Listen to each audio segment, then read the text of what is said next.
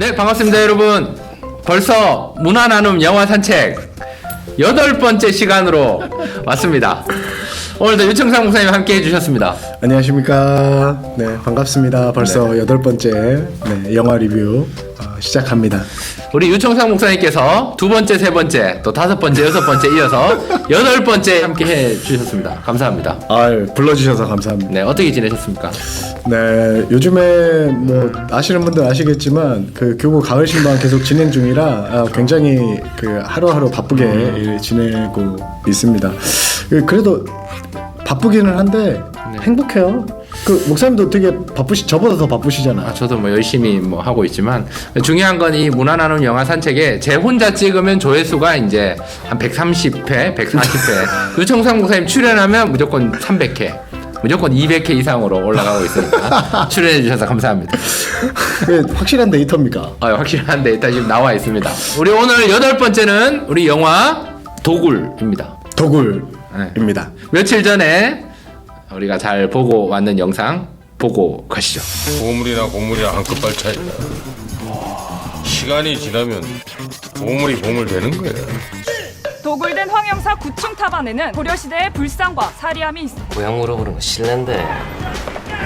요즘 황영사 불상이 돌아다닌다며. 정사는 며칠 걸려요. 에이, 왼손으로 물건 주면 오른손으로 현찰받는 게 이 바닥 룰인데. 오시는 분이 남대문도 사주시나? 훔쳐만 오면?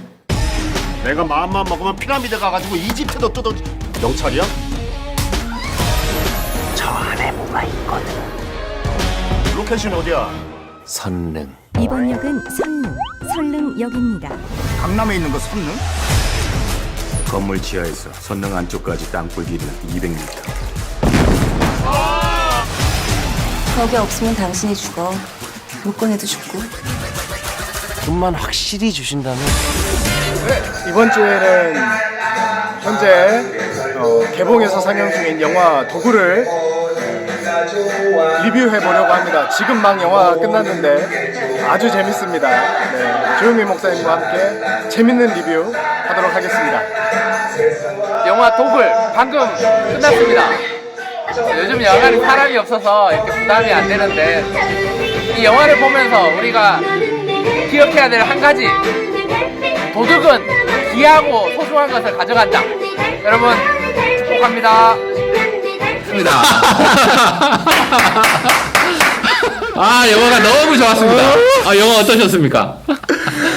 영화 저는 개인적으로 재밌게 봤습니다. 제가 요즘에 생각이 많잖아요. 그렇죠. 신방 일정도 계속 생각해야 되고 가을 신방이랑 또 별개로 또 저희 이제 교구 계속 대신방 진행하는 일정, 그리고 제가 개인적으로 소화해야 되는 어떤 그런 일정들이나 이런 거를 계속 머릿속에 생각하다 보니까 되게 사실은 머리가 복잡하거든요, 요즘에. 일정 계산하고 시간 계산하는 것도 복잡하고 그런데 진짜 짬을 내서 영화를 잠깐 봤는데 그런 복잡한 생각들이 다 없어지더라고요. 좋은 영화네요. 네, 굉장히 단순하고 그냥 즐기기에 되게 가볍게 즐기기에 되게 좋은 영화다.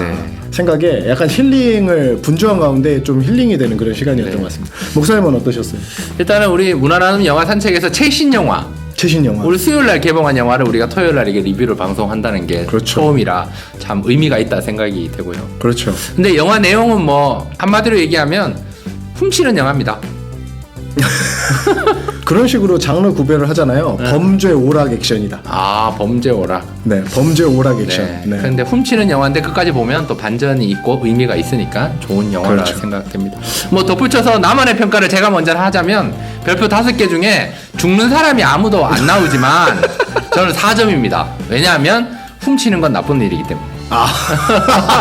저는 5점에 4점. 목사님 어떻습니까? 저는 평점 5점 만점 중에 4점입니다.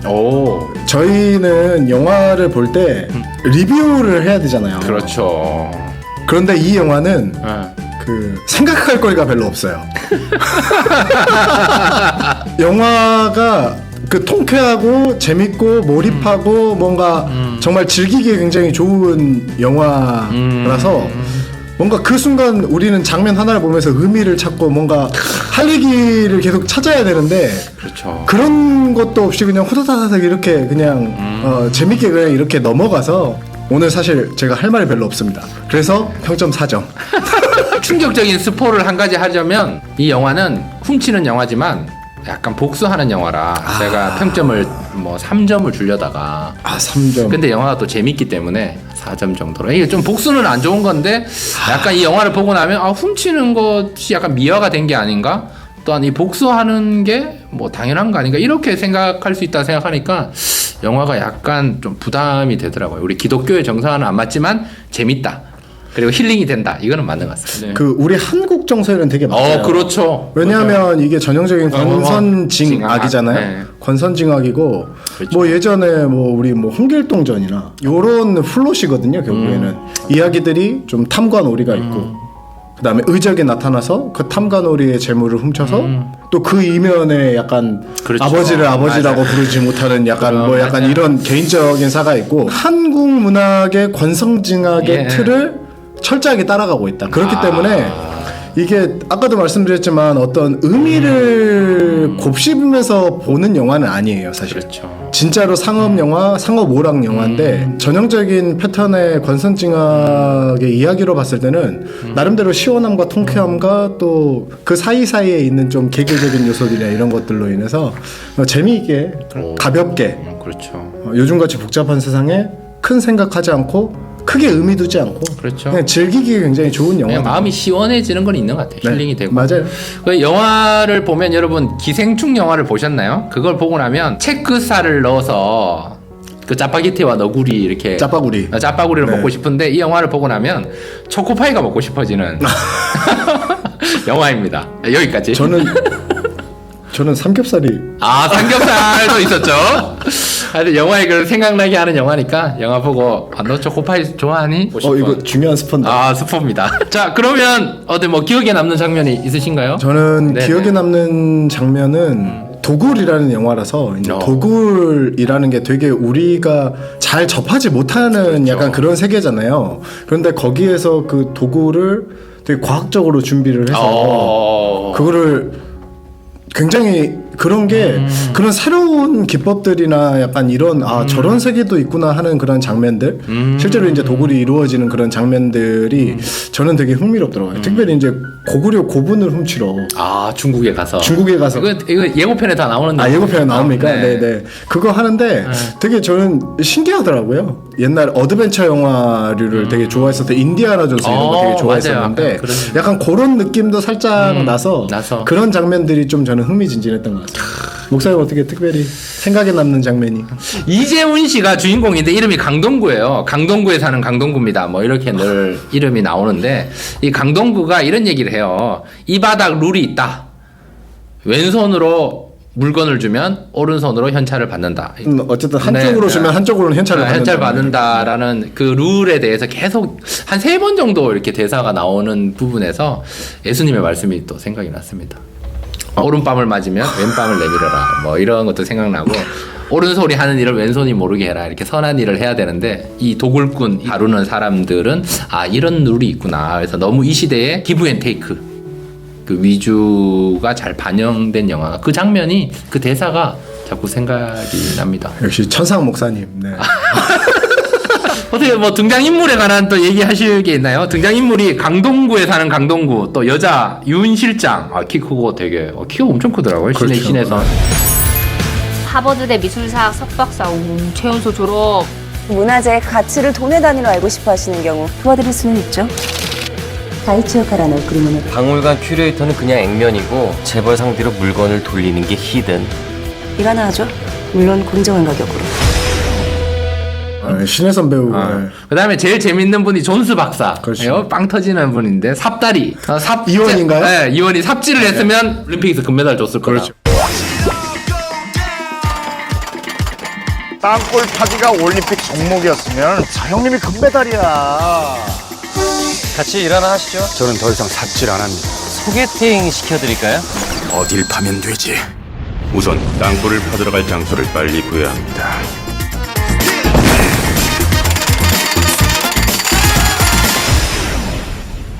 이 영화를 이끌어가는 힘은 사실은 각본은 허술해요. 어떻게 보면 그런 어떤 극본과 뻔히 예상되는 스토리의 결말을 그런 어떤 허술한 공백들을 메꿔 가는 게 저는 배우들의 그렇죠. 힘이라고 생각했어요. 일단 맞아요. 이재훈이 정말 그런 능청스러운 멋있죠. 그런 멋있고 능청스러운 연기를 굉장히 잘했고 사람들이 모르는 게 있지. 저 안에 뭐가 있거든. 이름이? 강동구. 연락하세요. 도굴된 황영사 9층 탑안에는 고향 물어보면 실례인데. 도대체 무슨 맛을 찾는데? 썩은 시체만. 무덤으로 들어가는 건 내가 책임질 거고. 에이, 그 왼손으로 물건 주면 오른손으로 현찰 받는 게 이 바닥 누군데. 그 다음에 뭐 존스 박사 내가 마음만 먹으면 피라미드 가가지고 이집트도 뜯어. 경찰이야? 뭐야? 그걸 왜 물어 그런 거? 출연료가 얼마인지 안 궁금하세요? 로케이션 어디야? 접근이 쉽고 벽화가 발견되는 고구려 원정대 발굴 장소가 되겠습니다. 자, 그럼 내 차례인가? 그리고 삽다리 뭐 이런 캐릭터들이 각각의 전문성과 각각의 매력이 있어서 그런 캐릭터들의 힘으로 어쨌든 이런 캐릭터들 간의 그러니까. 케미라고 해야 되나? 맞아요. 이런 것들로 극이 다 이렇게 진행되고 있는 걸 볼 수 있고요.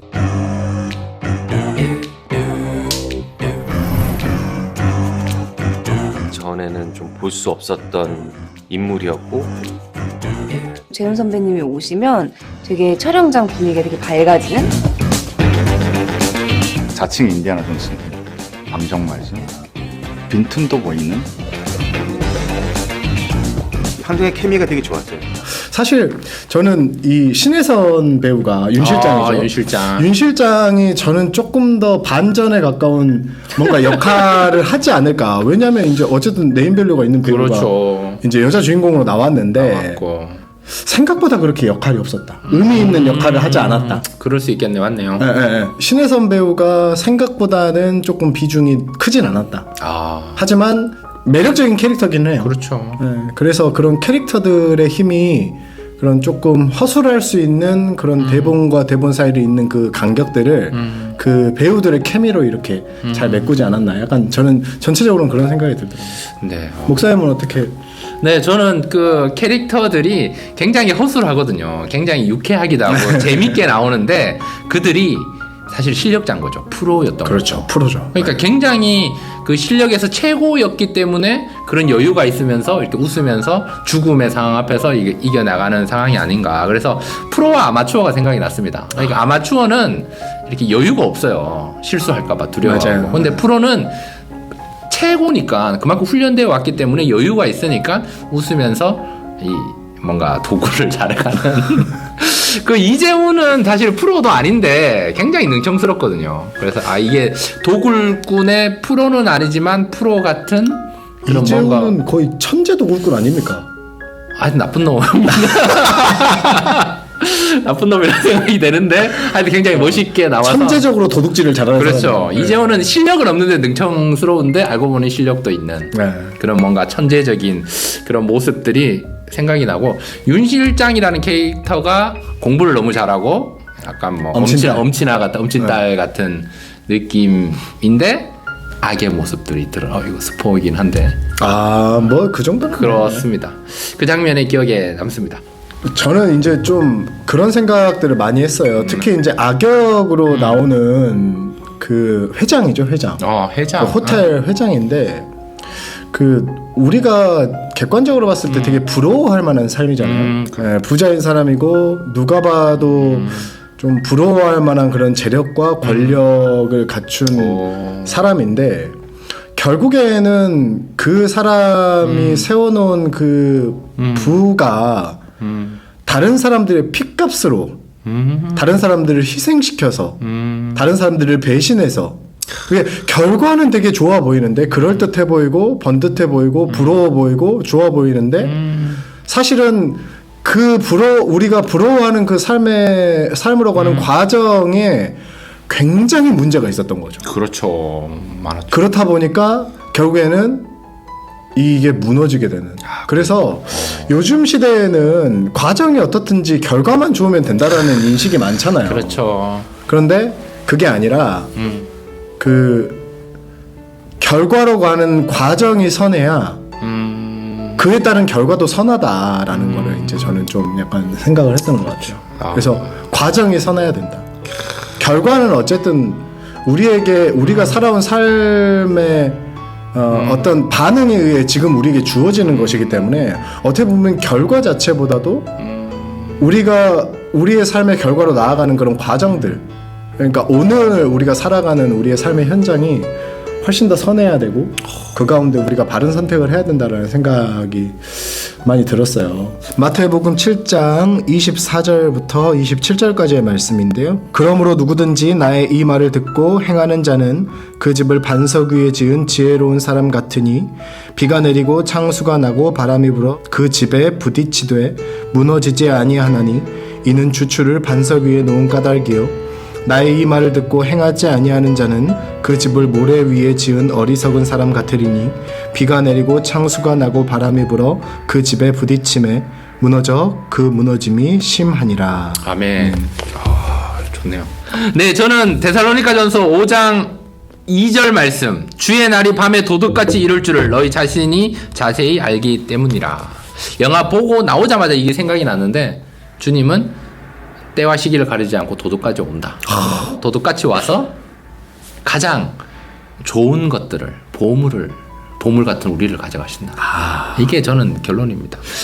이재훈이 그럼 주님 역할입니까? 그런 거예요. 아까 나쁜 놈이라고 이렇게. 나쁜 놈이 고물이냐 보물이냐 이런 얘기를 하거든요. 고물이고 보물이다 이런 얘기를 하죠. 우리가 고물 같은 인생을 할지라도 우리의 심령에 예수가 있으면 우리가 보물이 돼서 주님께서 주의 날이 도적같이 올 때 보물인 우리를 데려가시는. 이게 담보랑도 이어지네요. 다음에 보물. 그렇죠.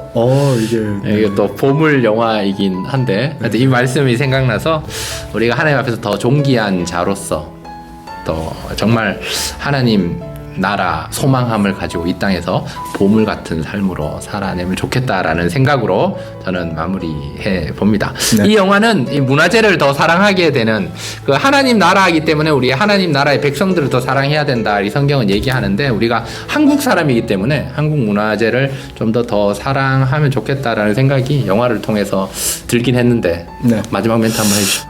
오늘 우리가 맞이하는 삶 가운데 때로는 내가 당한 게 많아서 당한 대로 갚아주고 싶은 마음, 복수하고 싶은 마음이 들지라도 우리가 하나님의 백성이라면 그 가운데 욕을 당하실 때 맞대어 욕하지 않으시고 그런 삶의 현장 가운데서도 공의로 심판하시는 하나님이 계시다는 걸 믿고 그분의 판단에 그 모든 걸 맡기며 자기의 길을 걸어갔던 예수님처럼 우리도 이 시대에 부조리함이 있더라도 여전히 공의로 심판하시는 하나님께서 우리를 다스리신다는 믿음 가지고 이 땅의 삶을 오늘도 선하게 악에게 지지 말고 선하게 과정을 잘 쌓아갈 수 있는 그런 저와 여러분 되시면 참 좋겠습니다. 아멘. 마무리가 기가 막히네요. 멘트.